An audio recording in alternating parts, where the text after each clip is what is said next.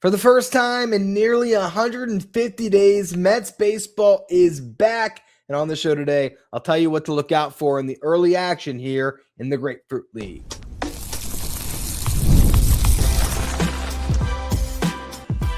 You are Locked On Mets, your daily New York Mets podcast. Part of the Locked On Podcast Network, your team every day.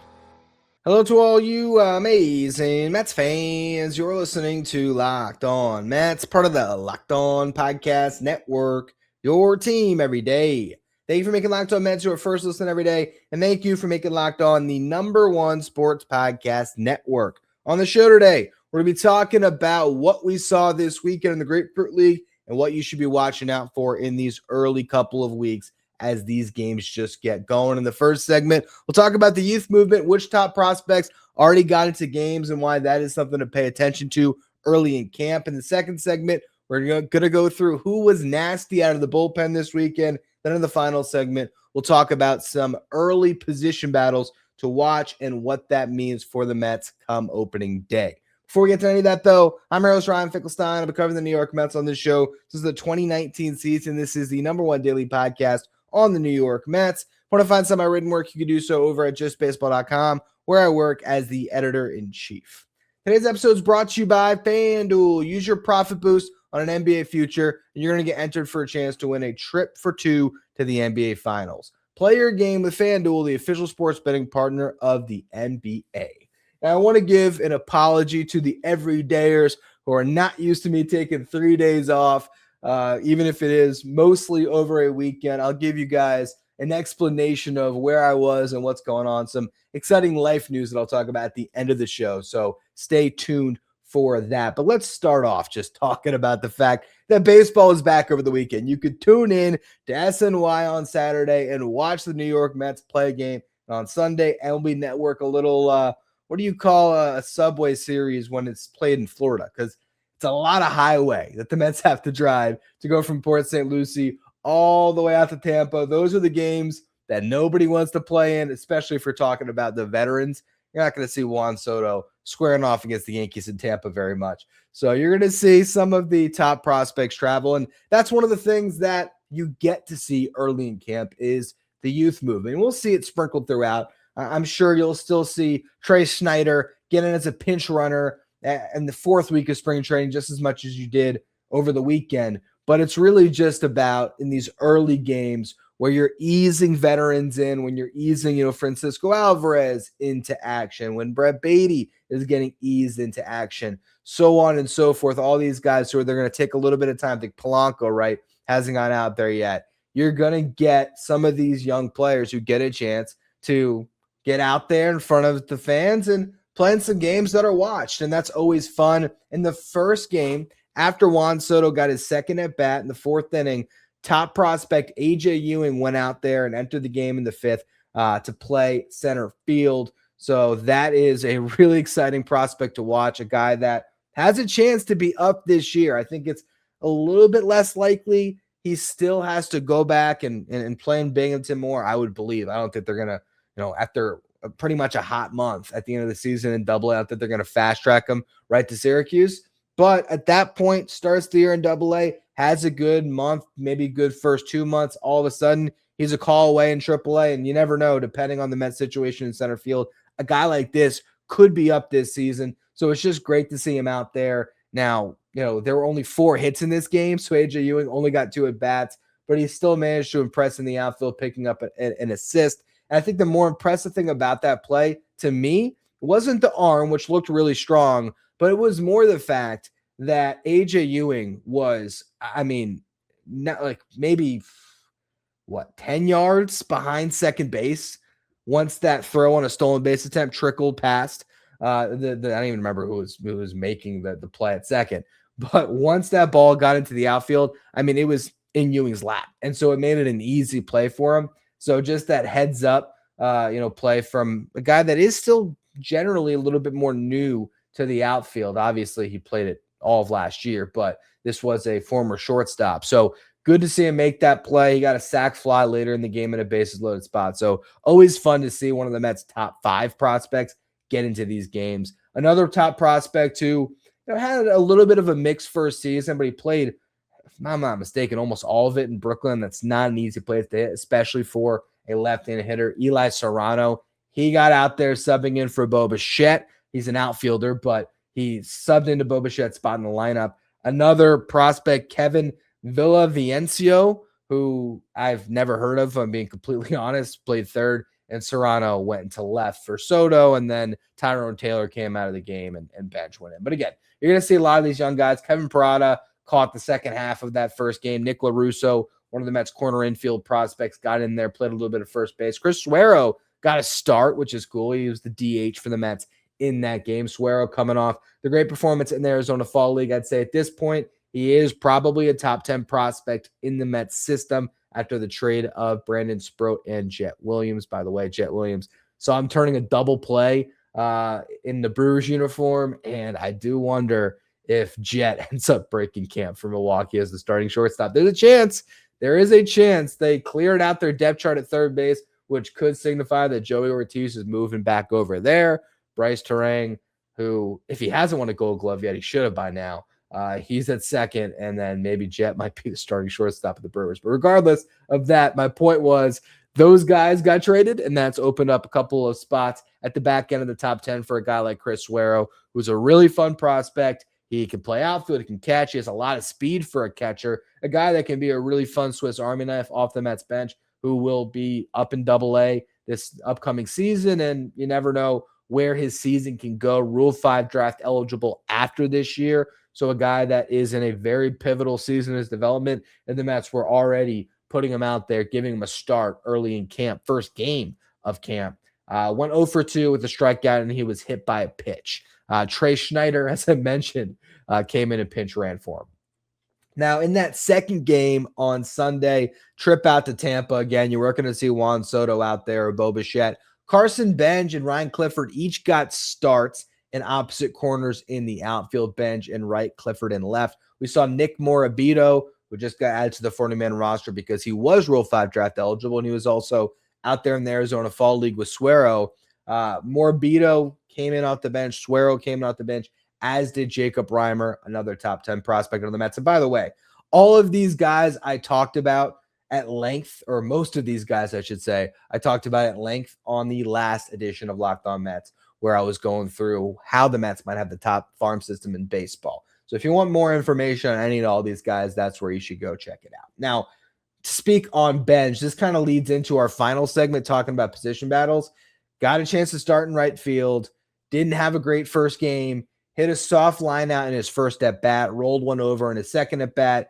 That was after falling behind 0-2 in that count. Then in his third at-bat, he grounded into a double play. So as bad as it can get when it comes to his at-bats, but we can't get too bogged down by what the at-bats or what the results are. I think how the at-bats look is important, and these at-bats didn't look great, but it's the first game, and we're going to see a lot of Carson Benge as they're going to give him every opportunity to win this job out of camp, which again, we'll talk about more in the final segment. Ryan Clifford was 0 for 3 on Sunday as well, struck out in his first at-bat, struck out looking, rolled over in his second. Then he gave one a little bit of a ride, but came up short in his third.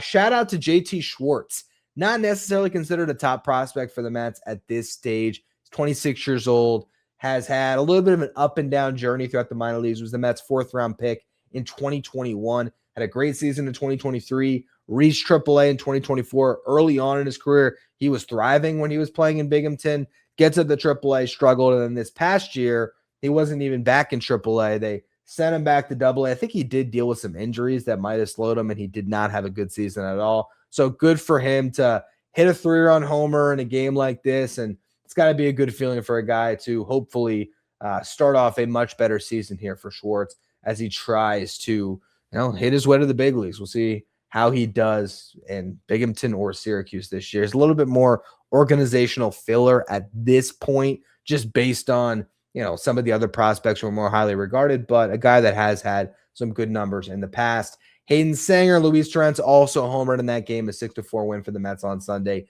Jerry Young did as well, but we will talk about him a bit in the final segment as we're going through position battles. But when it comes to young players to watch, we saw some Mets pitching prospects that got in the first couple games here, but that leads into our second segment, talking about relievers who looked nasty this weekend. We're going to go through that here in just a minute.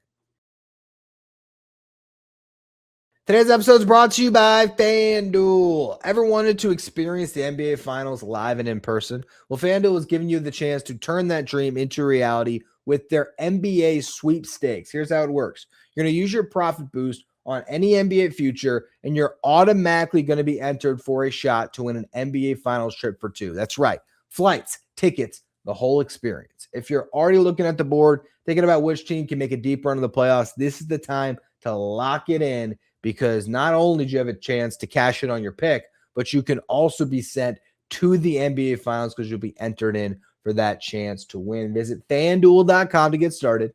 Use your profit boost on an NBA future, and you're going to be entered for your chance to win a trip for two to the NBA Finals. Play your game with FanDuel, the official sports betting partner of the NBA. Watching on YouTube today, do me a favor and hit that subscribe button. Help us get closer to our next goal of 16,000 subscribers by opening day. We're getting closer and closer. Really do appreciate all of you who continue to subscribe. Now, another fun thing to watch early in camp, and really throughout all of camp, is just who looks nasty out of the bullpen. Which guy gets on the mound that you've never heard of? A lot of times guys who are rocking, number 83, number 96. Sometimes you might even see an armor that doesn't even have a name on the back, but all of a sudden, somebody's throwing 98 miles per hour with a disgusting slider that they pair with it, and it will pop, and it will definitely give you a little bit of something to get excited about, whether it's someone who has a real chance to make the bullpen this year or some of these top prospects who are getting their chance to showcase what they got. When it comes to who pitched this weekend, Brandon Waddell got the start. If you were waiting for Mets baseball, there is nothing more exciting than the first guy to throw a pitch being Brandon Waddell. Gotta love that. But the funny thing is, Waddell actually did a really nice job. 6 up, 6 down, picked up 3 strikeouts. So a solid outing from him. Carl Edwards pitched a couple of innings, was okay. And you had Huáscar, Brazoban, Joe Jocks, Austin Warren, Ben Simon, and Aaron Rosen, who each pitched an inning. Brazoban looked really good. 1-2-3 inning on 10 pitches, struck out 2. So he was as solid as can be. Austin Warren had a really solid inning as well. 1-2-3 inning with a couple of strikeouts. Ben Simon was the guy that really sort of popped for me. I was like, okay, this is a prospect I should be paying more attention to. Comes in the 8th inning. He's pumping 98. He has a scoreless inning. And this is a guy that is entering his age 24 season. This will be his 3rd full season in the Mets system. He was drafted back in 2023. So did get a little bit of work that year, but 24-25, the first full seasons of his minor league career. This is a guy, if you look at the numbers, he pounds the strike zone, does not have very high walk rates, and the strikeout rates have been climbing. He had a really solid end to the season in Double-A, where he pitched to a sparkling 1.06 ERA across 17 innings pitched, gave up just 2 runs, struck out 20, only walked 5. So that's definitely a name to watch that we saw pitch on Saturday. On Sunday, the starter was Justin Hagenman, who went 2 1/3, worked around a walk in each of the first 2 innings and had a pretty rough third where he gave up a leadoff homer, walked Aaron Judge for the second time. Don't blame him there. Then he gave up a single to Cody Bellinger, which brought in prospect Saul Garcia with 2 men on. Tough spot for the kid. This is a guy that we have talked about in past episodes. I believe when we were going through the non-roster invites, I think I might have talked about him a little bit. Regardless, Garcia gave up a single, which loaded the bases. He then got to square off against a future Hall of Famer, and he showed why that future Hall of Famer should not be seeing right-handed pitching anymore, and that guy is Paul Goldschmidt. He just threw 4 straight sliders, and he looked foolish, swinging at the final 3 of them to strike out. Austin Wells then hit a bullet, but Christian Pache was there, and Garcia was able to escape the jam. After that, you saw Mike Baumann, Matt Turner, Douglas Orlena, Brett Banks, and Carlos Guzman each pitch innings. In the middle between Banks and Guzman, I believe, prospect Brian Meteor came in the 8th. He hit Zach Short with the pitch as he really struggled with command, issued a walk before giving up a 3-run homer to Kennedy Corona. Then he gave up a single and hit another batter before he got pulled from the game for Joey Gerber, a guy who does have a chance to make this team. He's on the 40-man roster. First outing, solid for him. He got a double play ball and got out of the jam. And so that was one guy that, popped a little bit. I mean, it was one batter that he faced. So how much could we really glean from that? But, good that he was able to get out of it. And then Mike Baumann was definitely an arm that stood out. It's sitting 95, 96 on a fastball that has a lot of ride up in the zone. Pairs that with a couple of breaking balls, knuckle curveball, and a slider. And, all of a sudden when you see a guy that pops in a spring training game, you're going to see, Pitch Profiler and other accounts that are going to, shout out and show the guys with their Stuff Plus models. And for those of you who have no idea what Stuff Plus models are, it's just like anything else, WRC Plus. A lot of these different advanced stats now where they give you a baseline of 100. If you're below that, it's obviously below average. If you're above that, it's above average. So you're looking at a Stuff Plus model on 3 pitches that all grade out as over 100. So all above average. You can see why David Stearns liked Baumann on a minor league deal. So this is the point early in camp where you're just seeing a ton of arms. And the starting pitchers are not going deep into games. You might get 2 turns, maybe, or not 2 turns, 2 up downs, not 2 turns, 2 up downs for these guys, 3 at most.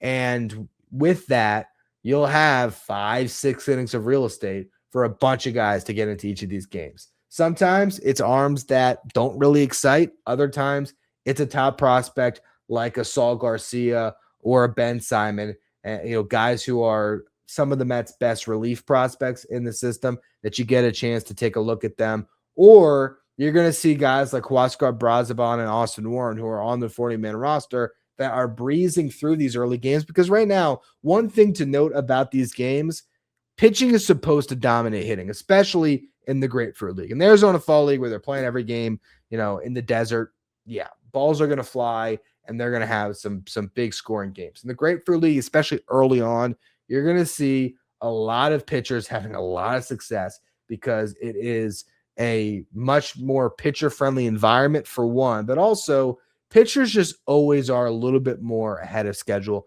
than hitters. Hitters need the repetition. If a guy's stuff is nasty, it's going to play.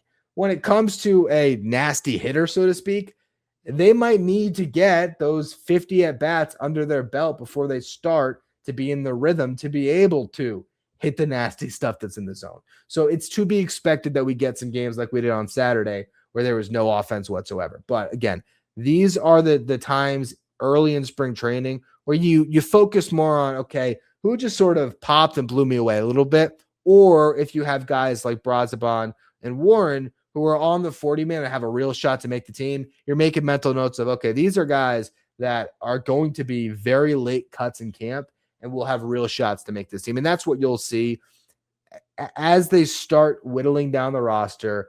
The prospects will start to stay in the backfields more. The starting pitchers will get built up and they'll go deeper into games. So there'll be less innings to work with. And that's when the bullpen competition really starts to take a little bit more of center stage, especially with the situation where the Mets are at, where they could have 3-4 spots open depending on the health of their rotation, if they're going to carry 6 starters, and just, how many slots they'll have available in that bullpen.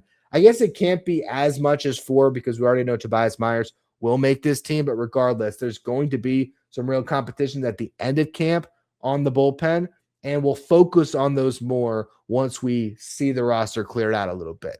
But there's also position battles that are going on when it comes to the position player side of things, and those are a little more fun because we can kind of watch those start right now and see how they're going to continue to progress over the next 4 weeks. So we're going to close the show here in just a minute.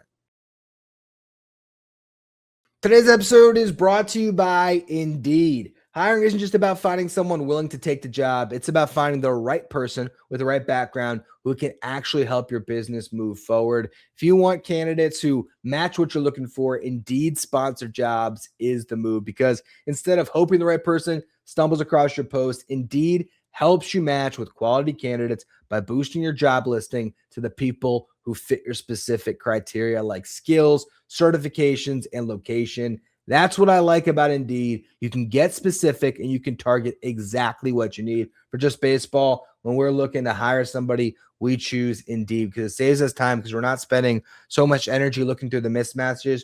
We are able to see candidates who are actually a fit with sponsored jobs. So if you're hiring, spend less time searching and more time interviewing candidates who check all your boxes with Indeed sponsored jobs. Listeners of this show will get $75 in sponsored job credit to help get your job the premium status it deserves at Indeed.com/podcast. That's Indeed.com/podcast. Terms and conditions apply. Hiring, do it the right way with Indeed. Thank you for making Locked On Mets your first listen every day, and thank you for making Locked On the #1 sports podcast network. You already live your team every day. Now it's time to take it up a level. Go ad-free. Join the Everydayer Club. You get Locked On Mets without the interruptions. You get access to our Discord channel. You'll also get access to a merch shop, and you'll get access to one more thing before everybody else. For those of you who haven't noticed over the past week here, we started doing one more thing. It is an extension of this show, and these second episodes are released at 12 p.m. on YouTube and on the audio feed. But if you are tapped into the ad-free side of things, you will get them at the same time as the full show. So if you want to be part of the Everydayer Club and be as plugged into Locked On Mets as you can find a link in the episode description, or you can go to lockedonmets.supercast.com. All right, so let's talk a little bit about position battles early in camp. One of the ones that's going to be interesting is first base, and we haven't seen it played out too much yet. Mark Vientos did get out there, but that's something to watch once these games start rolling, is defensively who can maybe stand out a little bit between Jorge Polanco, Mark Vientos, and Brett Baty.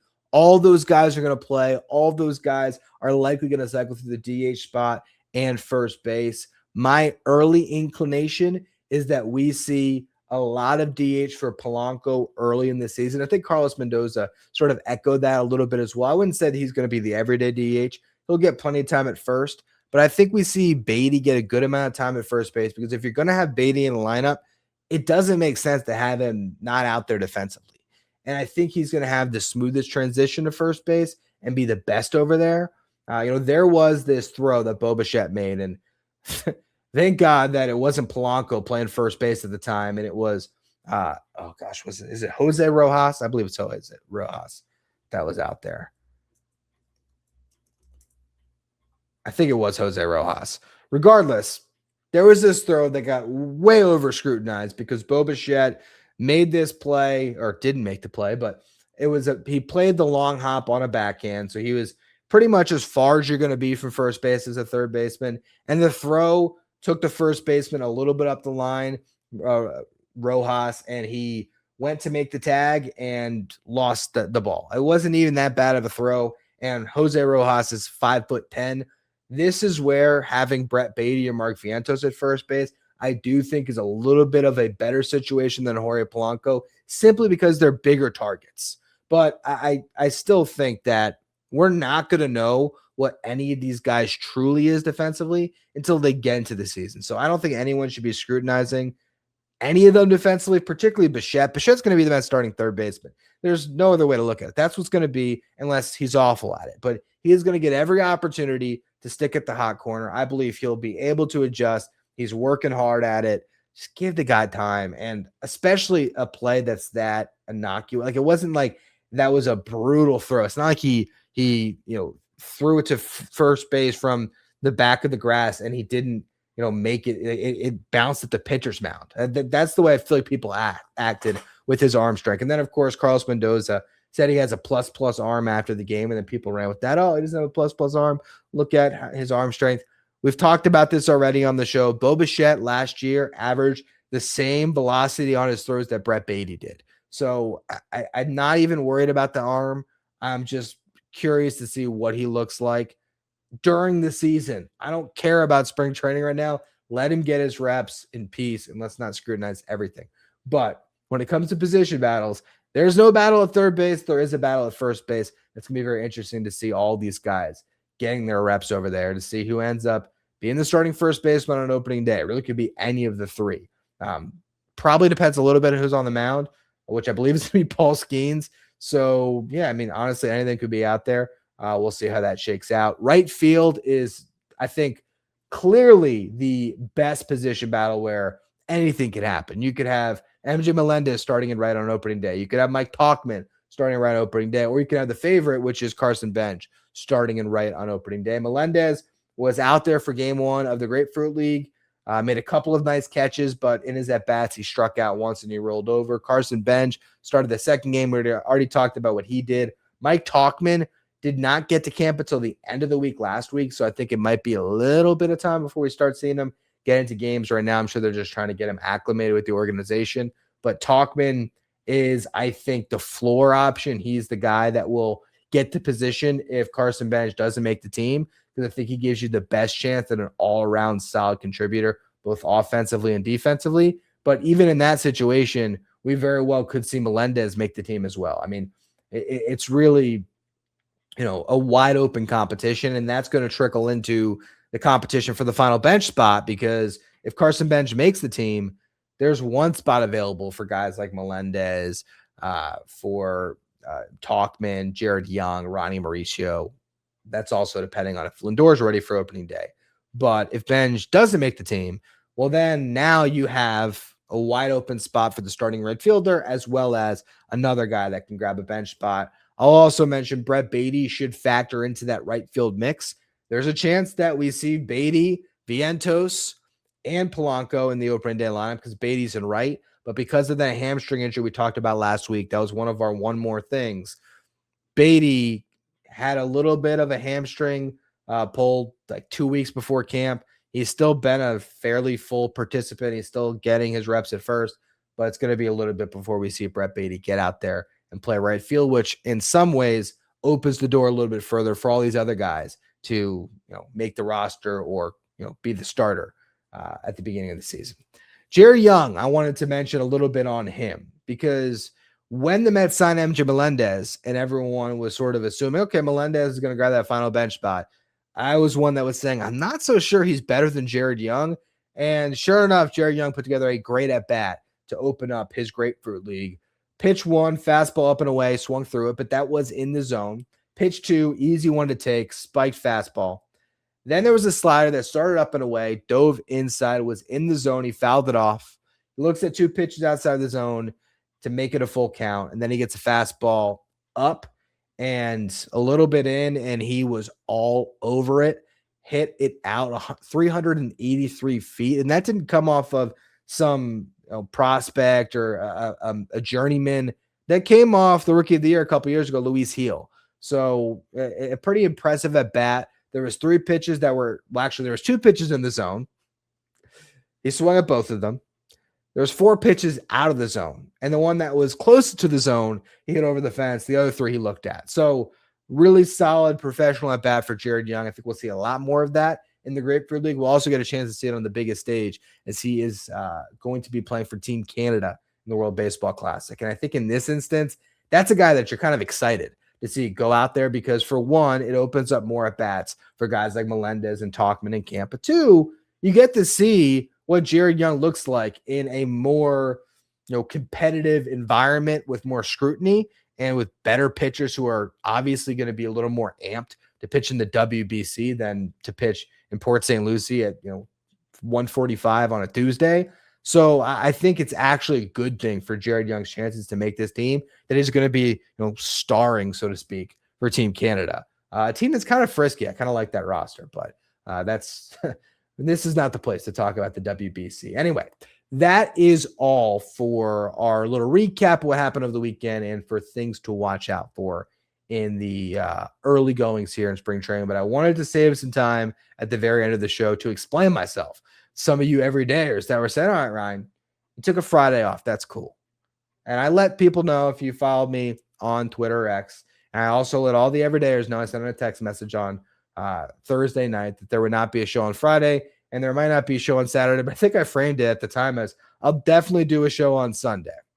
Well, I didn't get around to it, and there is a reason why. It's something I'm very excited to share with the audience, because the audience who has been following this show since 2019 every day are what has made this happen for me.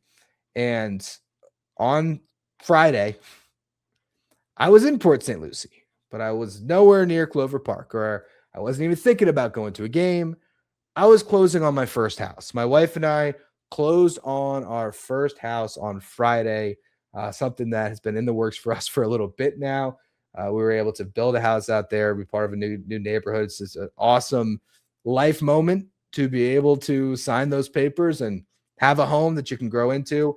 And so I just wanted to first take a minute to thank you all for following along this journey and for continuing to follow along this journey. And I wanted to share this news. Originally, my thought was, I'm going to tell everybody once I'm in the new house, I'm in my new studio, hey, look, I'm here. I'm in Port St. Lucie. But then I took 3 days off and I figured, you know what? I should just explain where I was, what was going on, and why next weekend when I'm actually moving, there might also be a little bit of a lapse on the show because I still got to figure out a new studio setup. I got to do all that stuff, lighting and all these things that makes the show look good enough here on YouTube. I got to handle that. So a little bit of a stressful time. Did a lot of packing boxes over the weekend as I'm trying to get everything together. Cannot wait to move out of this 3rd floor apartment with no elevator. And because of that, I'm certainly not moving myself. Got some movers coming out to do that part of it. Not going to have the old friends in a U-Haul for this one, but it's going to be an awesome thing to be out there. I don't think that you're going to see me popping up all over for Grapefruit League games because I just got so much life stuff to do. But I will be able to be a pretty active presence going to games throughout the minor league season in Port St. Lucie, which I'm really looking forward to. Funny story. Over the weekend, we were celebrating the night of the close. We were, went out to a dinner and we're in this shopping center in Port St. Lucie. And I'm walking past this group of guys and there's one face that I sort of noticed. I'm like, I'm pretty sure that's Boston Barrow. And I didn't come up to him because for one, I'm on a date with my wife. 2, I wasn't positive it was Boston Barrow, but I was like, I've seen that face. I'm pretty sure it's him. When I got back to the hotel, I looked it up and I was like, that was Boston Barrow. So, there's going to be things like that'll be happening. The Mets are opening up this massive facility, or they're building this massive facility to continue to improve the development of their minor leaguers. That's all in Port St. Lucie. So I just think over the years, there's going to be a lot of ways that I'll continue to be able to ingrain myself with the Mets, with the community that they've built out there. And I'm so looking forward to it. And it's just going to be really fun to be sort of based out of there where I can meet fans at games, minor league or spring training. Next year, I can do a lot more during spring training. So it's just a really exciting time. And I wanted to, again, especially for the everydayers who are tuning in and have been part of my journey in this show for so long, I wanted to thank you all for helping make it happen for us. And it's going to be a lot of fun. So looking forward to all that. You're going to have a normal week of Locked On Mets. I'm not moving officially until, again, next weekend. So Saturday, Sunday, might be taking a couple more days off, but you'll have shows. Well, you'll have shows Monday through Saturday because I'm not doing any moving stuff until Saturday morning. And then, we'll see when I go live from the new studio next week. You might get audio only for a whole week once we get to that first week of March, as I'm still trying to figure out the internet, the lighting, all that stuff that I talked about. But again, can't wait for it all. And just looking forward to continuing to expand Locked On Mets. Speaking of, we're going to have one more thing again today. And that one more thing is going through an article in The Athletic where Brandon Nimmo talked about his departure from the Mets at length a little bit more. And we'll kind of continue on that theme of new faces in new places, or old faces in new places. And I talk about Pete Alonso's scorching start in spring training. But that's going to be all for this edition of Locked On Mets. Thank you for tuning in. Make sure you follow, rate, and review wherever you get your podcast. Subscribe if you're watching on YouTube. Thank you for making Locked On Mets your first listen, your first watch every day. And thank you for making Locked On the #1 sports podcast network.